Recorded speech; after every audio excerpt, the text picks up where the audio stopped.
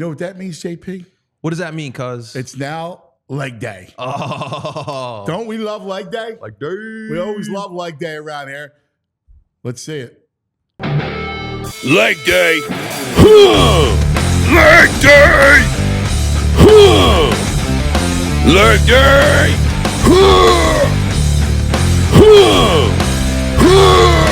Leg day. How about it? You like some leg day, Tim Legler? What's up, brother? Dude, tonight, now I can't wait to talk to you about this because nobody has more pride than you. Like, when it comes to competition and making it, like, you made it as an NBA player. You made it as a guy from a small school. Like, you did what you had to do. You go play in a small town in France. Whatever you did, you played in the CBA. To make, you had immense pride. That's the only way you were going to make that league. You still have it. Tonight is all about that for me. Like, going into tonight, going into that place, that arena, which has spooked them, right? That arena, House of Horrors, they've melted there. It's all about pride tonight. Yeah, certainly when you find yourself behind, and a lot of it is about pride, right? How bad are you willing to fight to stay alive? I mean, that's a lot of what this comes down to. When you look at the last game, Anthony, I can point to a number of things for that game where the New York Knicks, I think, just kind of wanted it a little bit more, man. They played a little bit more desperately and smarter. I mean, I think when I look at their, the Sixers' offensive possessions down the stretch, I look at keeping the Knicks, fouling a three-point shooter, with 3.5 minutes to go. You look at some of the things that they did that contributed to their own demise. You got to be smarter. You've got to do a better job competing with the air of those plays. And you're going to find out a lot about this Sixers team tonight, I think, in this environment. This is the most electric environment in the league right now. Everybody knows it. Even when you're not at Madison Square Garden, you pick up the vibe when you're watching the game. There's nothing energy Garden does when the Knicks are good. And so they're going into it, man. They're going into the Lions' den. And these games are going to be close. They're all close with these two teams because the Knicks don't have enough firepower to run away from you. All right, they just don't. They've got the game. Who knows on a given night what you're going to get from any of those guys. So they're not going to run away from you. This is going to be a tight game. It's going to be decided by a handful of possessions. And so the Sixers have to be smarter. They've got to be tougher, and they have to play what you're talking about. Let's look at Sunday for a second. And look, you mentioned smarter in offense, and you're so right. But also, what were they trying to do? Joe was 35 feet from the basket, his gas tank on empty, right? And Nick Nurse, I get you right now don't have any faith in Paul Reed. I understand it, right? When Embiid's off the floor, their offense comes to a halt. But the issue is you had to give him a rest in the third quarter. I mean, he was completely done. You saw him tugging at his shorts while the play's going on. You need him down the stretch, at least with a modicum of rest. No, I agree with that. Like, at some point, I mean, if you got a guy that's hobbled, and he's a big guy anyway, he missed a ton of time. He certainly isn't in peak physical condition. He missed more time even after he came back. Yeah, at some point in the third quarter, you need to figure out a different lineup that you can go with to buy you 3 minutes, 4 minutes. That's all we're talking about, man. When you add in the timeouts that are around that, whether it's that last timeout mandatory of the third quarter, and then you get him a break, and then you get the break between quarters. I mean, in real time, you're talking about that could be 10 to 15 minutes where you can buy him so enough time so you can play the fourth quarter and be a little bit more fresh. But here's the thing, Anthony. Regardless of how Joel Embiid, you might have thought he felt or how fresh he was or right where his win was at, it's inexcusable to not have something that you can run to guarantee he touches the ball at the elbow or at that area that he loves, which is between the foul line and the top of the key. In a one-on-one situation where they're forced to double team in the middle of the floor if they want to run somebody at him, and he's got all passing lanes available to him, or he puts his head down, swings through, and goes and draws a foul the way he was just eating up Hartenstein on that exact move, or he jabs and shoots that little lean back jumper that's unstoppable, that he's probably one of the top 5 most consistent and accurate shooters from that distance in the entire league. They didn't do any of it. I wanted to make sure I saw it correctly, so I went back right before we came on the air, about half hour before we came on. I looked at the last basically 6 minutes of the game, and I wanted to see, to make sure it was, because I know in the moment I wasn't working that day, so I was just watching the game. I wasn't like taking my normal, 82 pages of notes watching the game. I was watching, but visually I knew what I thought I was seeing. I wanted to go back and verify. I can go down possession by possession and look at their last 8 to 10 possessions of the game, and it defies logic what they were trying to accomplish. And look, if you're going to tell me that's because Joel Embiid didn't have it in the tank, just they couldn't go to him because he's limited, you can't post him up because he's got no lift. Okay, if that's what you want to say, fine. Well, then, what's the point of having him stand 22 feet from the basket or stand in the dead corner while you run offense with Kelly Oubre or Tobias Harris, whoever, or Maxey, these guys trying to run offense? Their offense down the stretch was an abomination. There's no other way to describe it. That was a winnable game if you can just get probably 2 baskets in the last 6 minutes, 2 field goals, you probably win the game. Assuming, of course, you could have cleaned up a couple of those offensive boards, which were killers too. Yeah, I was disappointed with how Nurse, take me into Nick Nurse's mindset there, because I was disappointed. I was also disappointed at that stretch in the third quarter where, and this was on Embiid, where they're up 10, they could have really got some separation, and they had 3 bad possessions in a row, just bad turnovers. You brought up IQ, and sometimes I want to pull my hair out with some of the just bad decisions that happen in key moments when you can extend leads. Yeah, look, I'm not going to sit here and just pound Nick Nurse, because I know Nick Nurse is one of the brightest guys in this league. That's one of the sharpest minds in the NBA. And he's been through the wars, man. He's navigated a team to a championship. Nick Nurse knows how to freaking coach. So he's got limitations with Embiid not being 100%, with, even Maxey, as great as Maxey is, right? The next level for Maxey is to become a Jamal Murray, where you can run him as your primary option at big spots, knowing he's going to get the shot he wants. That's the next level for Max, man. He's an electrifying player. He's an all-star. He's got certainly a lot more room for growth. So the sky's the limit for Tyrese Maxey. But I don't think that he's there yet where you say, okay, listen, we have 2 stars. So it doesn't have to be Embiid. Let's run some high ball screen. Let's run some 2-man game with Tyrese and Joel. And we know they're going to be smart enough. They're going to make the right read. And if it comes down to it and Tyrese Maxey has to shoot the ball 3 times in the last 3 minutes of the game off of 2-man action, because that's the shot that's there, you fully trust he's going to get a quality shot for himself and knock it down. That's where Denver is with Jamal Murray. And Jamal Murray's numbers aren't as good as Maxey's in the regular season. Jamal Murray doesn't go out every night and get 25, 30, 350-point games like Maxey had. He doesn't have to. But what he does do, when it comes time for those pressure moments, they have inherent trust in those 2 guys to go run 2-man action and get something good, either for yourselves or a clean look for a role player, because of the attention you've drawn to yourselves, because you're that dominant in running that action. Maxey's not there yet, so it's got to be Embiid.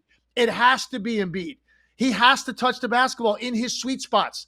That's not 18 feet off the block when he posts up and he ends up catching it almost at 3-point line with a live dribble. That's not his sweet spot. That's going to probably result in a lean back bad shot or a turnover. His sweet spots are at the elbows or in between the foul line and the top of the key. When he catches the ball, turns, squares up, and the defense has no idea how to go guard that, because he's probably going to draw foul if he drives. He can make the lean back jumper because he's in a comfortable range at an area of the floor he loves, or he's got every passing angle available to him to pick you apart. And they never got the ball to him in those spots for 5 straight minutes. It defies comprehension. And part of it is Nurse, I guess. Part of it's Embiid. Part of it's Maxey. Part of it's Kyle Lowry as an 18-year vet.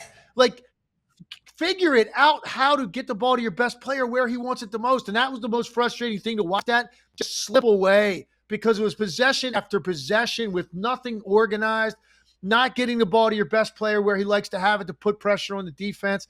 And I felt it was a really, really big-time lost opportunity, man, to get this series even. Yeah, and it's funny you brought that up, because I was going to ask you, one of the things going forward, like next year, is they need a lead guard. Look, I love Maxey, and he should play with the ball in his hands a lot, but he does have limitations when it comes to a little basketball IQ, and he's youthful in that sense. A true lead guard that could actually get them into sets in the playoffs is something that's begging out there, and you can't expect Kyle Lowry at 38 to do that. No, that's all you're missing, and it's a glaring need for this team. Tyrese Maxey should be playing most of the game, right? Not necessarily what I would call off the ball. Like, he's not Klay Thompson. You're not going to run up, screens and split action and get him dribble handoffs and jump shots. He can do some of that. He's better than that with the ball, because if you play him that way, you're not taking advantage of that blazing speed where he could turn a corner on anybody from 30 feet and get to the rim in one dribble. Right? So you have to have some of that. But what would be nice is to have a lead guard that understands how to manipulate a defense on ball screen by being smart and probing and getting into the lane and then making a pocket pass, a lob, a kick out, so somebody gets a quality shot in that moment, because the way they're processing the game is as a guy that's seeing the entire floor. And don't get me wrong, you can't have somebody in that spot that can't score at all. You got to be able to put the ball in the basket to a certain degree, even if it's mainly as a spot point shooter. But somebody that can run the operation and get you a quality shot and increase your efficiency, because Maxey getting the ball, coming off a down screen, hit him, and now he goes into his action is better than having him handle the ball as much as he does, particularly in pressure situations when it might require a different read than getting your own shot. He's not going to create offense because his passing is on point, where he reads a situation and delivers the ball with velocity and accuracy. We have guys in the league that play that spot that do that. Luka can do that. LeBron can do that. Tyrese Halliburton, like guys like that. That's not Maxey's game. He's a raw scorer. You need someone alongside of him that is someone that can create pressure on the defense to force a reaction that's going to make the game easier for Joel and him. So you're right. It's a glaring need for them, because I don't know, when I watch the Sixers play and they're a tight game with 4 or 5 minutes to go, and this is going on for a while, but especially with this team, I have no idea what the hell I'm about to see that they're going to try to accomplish on the offensive end of the floor. Do you have that doubt with the Knicks? You know exactly what that's going to look like. High ball, and he's going to get to his spots. He's going to sneak dribble. He's going to get to a little mid-range, lean back, pull up, or he's going to try to, hezzy you and then get to the rim. You have something with his footwork and up and under to try to get something to the basket. And if that's exhausted, there's a kick out to a guy for a three, probably. That's that. Every possession. That's what it's going to look like. Sixers, I have no idea. What's this about to look like? Game on the line. What are they going to do here? Oh, there goes Embiid running to the left corner. Like, what are we doing? And I think that's the frustration for Sixers fans. For me, just as an analyst, I'm not losing sleep over these games, but it's frustrating to watch a team leave so much on the bone. And that's what they did, I feel like, in this game. And it really cost them, because I don't know how you're coming back. It's the whole series. You're so right. It's the whole series. Have you ever seen, first of all, the rebounding conundrum, right? Yeah, man. Big spots that they're giving up second and third chances. It's unbelievable. And then the lack of any kind of role player stepping up. Have you ever seen anything like Buddy Hield, a guy who's afraid to play? No. That's that one has shocked me, man, because when they acquired him, and of course he went a long stretch without Embiid, and he's a guy that's certainly better when he's got other people drawing some attention, because a guy can really shoot it. He's actually in Indiana. If you watched him play Sacramento, he's a really good and timely, like weak side slasher when there's action taking place so he can catch and finish on a cut. He's really good at that. He's not a guy that you're going to trust to run like ball screen and get something good. He's got about the same. He's about the same in that category as like a Klay Thompson, to reference him again. Like that's not his wheelhouse. If he wants to get a ball screen and come off and you don't play it right, yeah, he could bomb a three, but he's not going to come off and make you pay. He's not going to do that. So what does he do? He's a spot up shooter. He's really good transition guy on that secondary break running into a three. And then he's a pretty good slasher and cutter.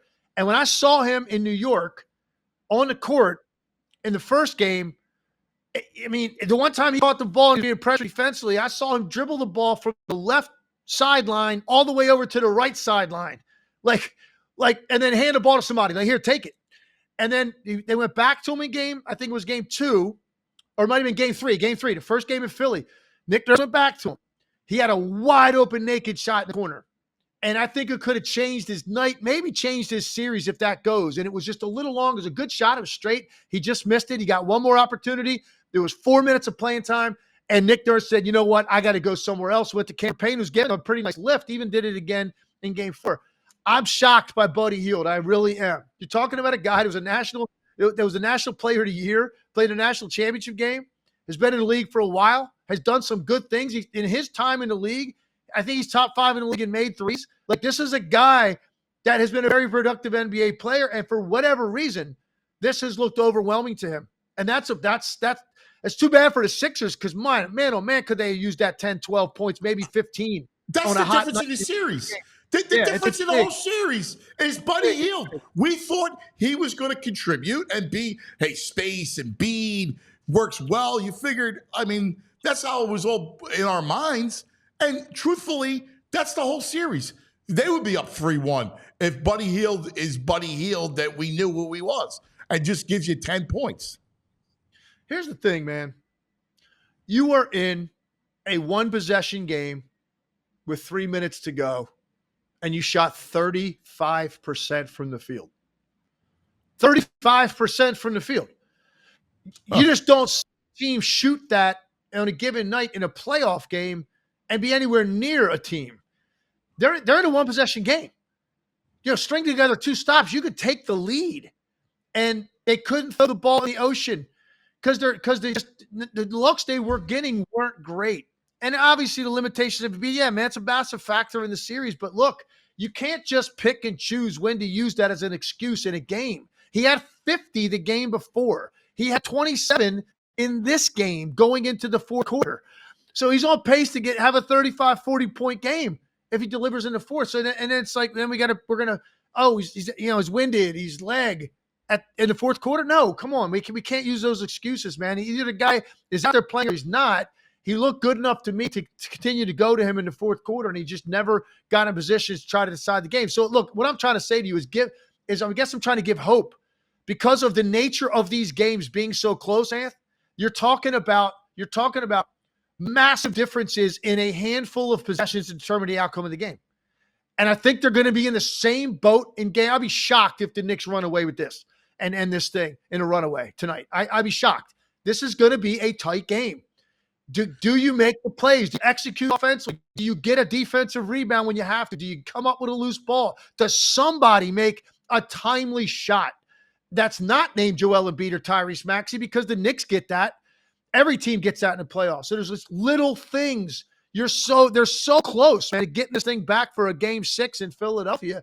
But you got to tighten up the margins, and let's see if they're able to do it tonight.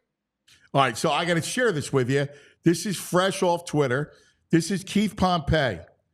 Joel Embiid is not at shoot-around. He is questionable with a migraine. Now, he follows that up, Keith. Kelly Oubre did not feel well this morning and will not attend shoot-around. You got to be kidding. You got to be kidding me, man. I hate him. What in the world? Come on, man. This is the time. This is the time. And look, nobody's going to deny Embiid's dealing with some stuff, man. Between the injury to Bell's palsy. This guy, right. He's going through it, and I get it. You might have a migraine, not be at shoot-around. That's the kind of thing, to me, it's incomprehensible that anything is going to keep you out of the game. Look, if you want to rest the shoot around, if you're the Sixers, hey, listen, just getting him some extra rest. We didn't think it was necessary for him to be on his feet. We're gonna just get him as fresh as we can for the game. Like that's to me, that's a positivity vibe, right? We're getting ready for tonight. Yes. That, you know what I mean? Because to me, stuff like this is, you're already setting yourself up, right? It's like a defensive approach to a game that requires max aggression and max confidence and we're jumping into the trench. We're putting our hard hat on. We're rolling our sleeves up, and we're about to fight until our last bullet. And that's not what that is. That's a different type of mentality that you're hearing right now. Look, I don't know how it's going to play out with the Embiid now tonight. Who knows? And Oubre, I don't know what I'm about to see. But I don't know that I like that vibe the morning of the game when you're fighting for your lives to extend this series against a team that is beatable. Come on, man. This isn't the Celtics. This isn't a 64-win team. This is a good team that plays incredibly hard. They've got a superstar offensive player. And then they got a bunch of role players that, just like the Sixers, man, are up and down game to game. All that adds up to, we're in this series. We're in this series. Clean up the things I mentioned earlier. You got a chance to get this thing back to Philly. Then you're talking about a Game 7 in Madison Square Garden. Okay? But to kind of, it sounds like, man, they're setting themselves up here for what we saw last year in Boston in the closeout game. That's all. Yeah, and that's the thing why we have this reaction. Hey, you're right on. Like, listen, he's got a migraine, so babe, I don't need you to shoot around, whatever.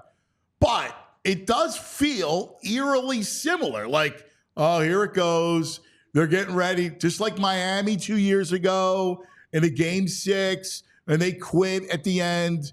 Just like last year you mentioned it, Game 7 Celtics, when they quit. That's what it feels like again. I hear you, man. I mean, I got nothing to add to that, because that's the last thing you want to hear is that vibe, man. Like, you would love nothing more than, if the guy physically can't be a shoot around, he can't be I don't know, man. I don't know. Right. I have no idea. I played 10 years in the league. I'm not Joel Embiid. I get that, man. I was a role player. But, I played 10 years in the league. I can tell you this, I never missed a shoot around. And if you don't think I had the flu and I was a shoot around, hell, one time I was hungover. I was a shoot around. All right? I mean, you do what you got to. The only time I didn't miss shoot around, man, until I tore my ACL. I tore 3 ligaments in my knee. Guess what? I missed shoot around the next day. Yeah, and they had to keep me out of the building because I wanted to get there for that. So look, it is what it is. I don't know what he's dealing with. I never want to question guys. I just don't, and I'm not doing it now. I'm just saying it's unfortunate for the Sixers because the vibe you'd want to hear, what I described. No, man, we're in this, man. We're ready. We're going to come in there tonight. We're going to get a win. That's how we feel. And we're going to get this thing back to Philadelphia. We're going to extend the series. We are very close. We got to clean some things up. We're very close. We got to do a better job on how we deal with Brunson, come up with loose balls, execute better down the stretch. And we're going to win this game, and we're going to get this back. Like, that's what you want to, not, well, we got guys out, people aren't feeling well, and you're getting ready to go in. You're getting ready to go into, right now, I think, the toughest environment in the league to win a game. What they're going to see, okay? And so this is the last thing you want to hear at 10:30, in the morning of the game. So let's see how it plays out, man. I'm going to be as fascinated as anybody to watch this tonight. Yeah. Hey, real quick, just to go over Anthony Edwards. My God, I mean, man. He's the great. That kid, 22 years old. He's put that team on his back. He's talking junk to KD, like. The kid's incredible. How do you not love him? I know you love him. Look, he went from a guy that was, and I know Tom Crean really well, who coached him at Georgia. And so I remember when they recruited him and when he coached him. And I talked to Tom that whole season. I talked to Tom after that season when it was leading up to the draft and he was going to be potentially the number 1 pick. And I don't know if you remember, there was all kinds of stuff being reported that he wasn't a grinder, and they interviewed him and didn't know if he loved the game enough. Do you remember all that? And I talked to Crean. I'm like, what's up with this? And he thought it was the most ridiculous thing he'd ever heard. So I'm going to trust a guy that's with him every day and someone who I trust inherently he's just an honest person. He's going to tell me the deal. He's like, that couldn't be further from the truth. So I don't know where all that stuff came from. Gets in the league, you see the athleticism his rookie year. You're like, okay, man, this guy's different. Like, he's built different. His body, his explosiveness. Now it's a matter of, what does he need to add to shore in the holes, right? And it was a couple things, and he's done it. The first thing was, does he have a counter move off the dribble to the first one that's being taken away? Like, a lot of those guys, they can make a crossover and go. But if the defender plays that well, they're going to plow through them anyway and throw up some junk at the rim because they don't have the ability to stop if they cut you off, back up, go to plan B on the same move. He didn't have that at first. He's added that, man. So now he's got a counter off the dribble to whatever you show him. That's dangerous because of that explosiveness. He's making mid-range and deep off the dribble shots at a really high rate where he absolutely knows what's about to happen. There's certainty in his shooting now that wasn't there. It was kind of like he was streaky. He's not anymore, man. He knows what spot he wants to get to. And here's the best part about him, Anthony, that nobody knew until we had a chance to see him with a sample size. That dude has what they call dog in him. He wants to compete and win. He doesn't shy away from matchups. If I'm supposed to be guarding this elite level wing, I'm guarding that guy. You're not hiding me on the two guard that can't dribble. I'm going to go. If I'm supposed to be guarding Kevin Durant, Jason Tatum, Luka, that's who I'm guarding. And I want that matchup. Even if I get in foul trouble, it's okay because that's my responsibility as a great player. So you add all that stuff together and you're watching a guy ascend at a meteoric pace right now. And by the way, that next series, that I think could be the best single series you're going to get in the entire playoffs, Minnesota and Denver, man. That is going to be a heavyweight fight. I cannot wait for that to get started. It's incredible. By the way, with Gobert and Towns, like, there's a matchup, man. Minnesota's good. Like, they can win that series. You got size to throw at him, which is important, although he did have 40 against Gobert earlier this shooting. So good. But you got size to throw at him. You've got length in the perimeter defenders with Edwards, Nickeil Alexander-Walker, and Jay McDaniels. You got three different guys that you could throw at Michael Porter Jr. and Jamal Murray with length and lateral quickness. And look, you're not going to stop them, but all you're trying to do is make more shots contested, more shots leaned back to reduce their efficiency just enough to give you a chance to win games. And that they have the defensive personnel to do it. By the way, you know what else they have? They have a lead guard in Mike Conley that can organize you. Yes. He organizes you offensively, and he makes sure that the ball. What the Sixers need, by the way. Exactly. We start sets when I say, here we go. All right, you guys in spot? Okay, Anthony, pop out. Here you go. Now you're catching the ball at 24 feet with a live dribble. Now go run your action rather than bring the ball, advance it 60 feet with a guy turning you 4 times, and now you still got to go score at the end of the possession. They have Mike Conley. So, and they got Naz Reid, and they got depth, man, and it's going to be a phenomenal series. And by the way, I think also Clippers Mavericks, man, that thing getting to 2-2 now, and the way that game ended, Paul George and Harden were sensational in that game. That series is incredible. The winner of that series, I think, goes to the conference finals. So there's a lot more out there with the NBA postseason, but nothing bigger than what's about to happen in Madison Square Garden tonight. That's right. And the last thing is, would you look at, like, I brought up the analogy about Julius Erving, and during his career, he needed to be shown how to win. Like, he didn't win. He needed Moses to put him over the top. Do you go look at LeBron? Do whatever you can to get him here? Of course. You know, if you have an opportunity for that, you absolutely do. You had some interesting comments last night after the game. I don't know if you caught them, but yeah. You know, they asked him if he played his last game. Had he thought about if this was his last game in a Lakers uniform? He said, I'm not going to answer that. I don't even know what that means. You know, LeBron is famous for the passive-aggressive ambiguity. Like, that's what he loves. He loves to create the conversation around every move, whether it's a social media post or a comment at a presser or like whatever. I think he kind of enjoys that attention, and we'll see, man. I don't think he's thrilled with Darvin Ham. I don't know if Darvin Ham's going to survive. It's a shame because I love Darvin Ham, a human being. He's a former teammate of mine. The guy is a well-respected assistant in this league. That's a very difficult situation to have to coach those guys and win in the Western Conference. That's a brutal, brutal road. He might be out if they decide he's out. Does LeBron want to come back? Like, the Lakers, it doesn't matter what's going on with the Lakers. That's like always topic one of conversation, like on every platform I'm on. It's amazing. But yes, to answer your question, if you got an opportunity to take a look at something like that, yeah, absolutely. Why wouldn't you? Absolutely. Because here's the thing. The window for Embiid isn't very wide in the first place, and it's shrinking rapidly because of these injuries accumulating over time. And it gets to the point where you're like, man, oh man, whatever it takes to get one, get us to conference final at least. Give us a chance to play for that stage. Yes. Whatever it takes, whoever you have to sign. So yes, LeBron would be somebody you'd look at because, if Embiid was 23 years old and healthy, I'd say no, I don't necessarily think so. But now you kind of got a sample size with Embiid, man. He's probably going to be banged up. He's going to miss a lot of time. He's north of 30. Yes, whatever it takes. Put something alongside of these guys to give them a chance to get to the conference finals and beyond. Nothing better than leg day. Love you, brother. Hey, man, I'll talk to you next week. Here he is, the great Tim Legler. We all silly like the mayor.